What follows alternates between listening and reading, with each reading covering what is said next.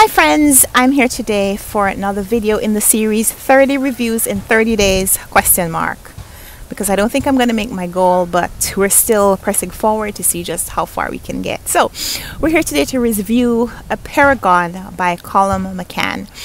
Apeirogon is a really densely constructed novel. The format is very strange because it is composed of 1001 chapters. And I use the word chapters very loosely because the chapters in this book are they vary. Some of them are a few pages long. A lot of them are just a few paragraphs or a single sentence. There are even a couple that are just a picture because a picture is 1,000 words, right? But Apeirogon traces two very significant events where two children are killed. One of the children is Israeli, one is Palestinian, and we're following the story of the friendship that develops between their fathers. These two fathers met before one of the events, and the two losses unite them in such a way that they are part of a parent support group for people who have lost children to conflicts in this whole Israeli-Palestinian war. But we are learning about not just the losses, not just the tragedies themselves, but all the different stories that have come up or that could come up, all the stories around these two significant events. Apeirogon, if you're not familiar with the word, means the countably infinite sides of a figure. And so giving this title to this book is portraying the countably infinite sides to any story. And so the author takes us through the losses, before the losses, after the losses, the friendships, but also a lot of science and war history and ornithology. This is the study of birds, and just history. Random trivia is not random trivia associated with things surrounding this event. So we trace the history of the gunpowder that would have made the rubber bullet that shatters one of the child's skull.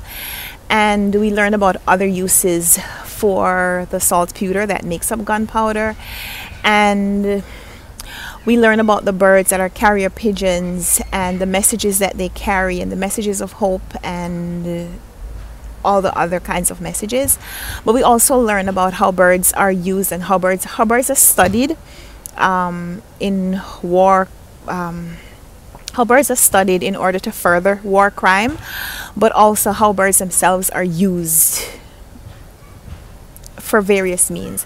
So this is a really interesting story about two real events, but also not just a single story. And I guess I'm struggling with the review because I don't really know how to sum up the book. This is my second time reading it, and I still don't know exactly how to portray it, other than, so the reason it's 1001 chapters is that the author models this kind of presentation of 1001 nights.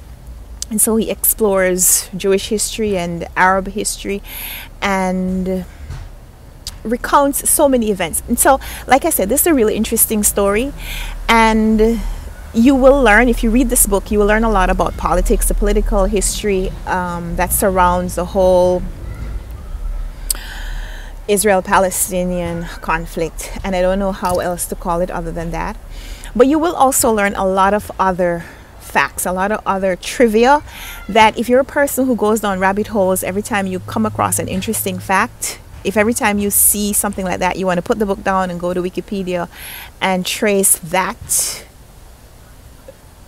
tangent, then this book will take you eons to finish. My gripe about this book, and I don't know if it's really a gripe, I wish it was own voices. I wish that the author was from Israel or Palestine. But this is an Irish author, And so I think this is probably one of the critiques of the book, the presentation, the portrayal of someone from the outside. But even in that, the author does speak about kind of who owns a story and how sometimes the people who own the story can't tell the story, because he uses instances from World War II and talks about how some of the people who had been imprisoned, some of the Jews who had been imprisoned, were forced to tell a story, and how when the Nazis were no longer satisfied with how the story was being told, they erased and deleted and changed things and, you know, killed the people.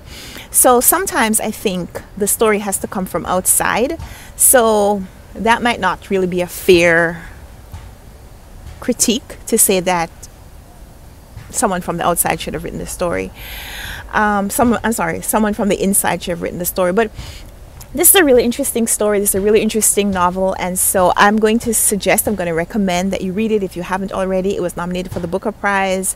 It was nominated for the BookTube Prize, and so there's a lot of interest around this book. Maybe you haven't heard exactly what the story is about. Maybe this makes you want to pick it up sooner rather than later, and so if so, then I'd love to hear about that in the comments. Let me know what you think about Apeirogon.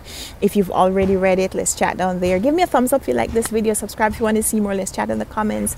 Would love to interact with you down there. And so yeah, we'll be back soon for another video in the series, hopefully 30 reviews in 30 days. Thank you so much for watching. Until next time, happy reading. Bye.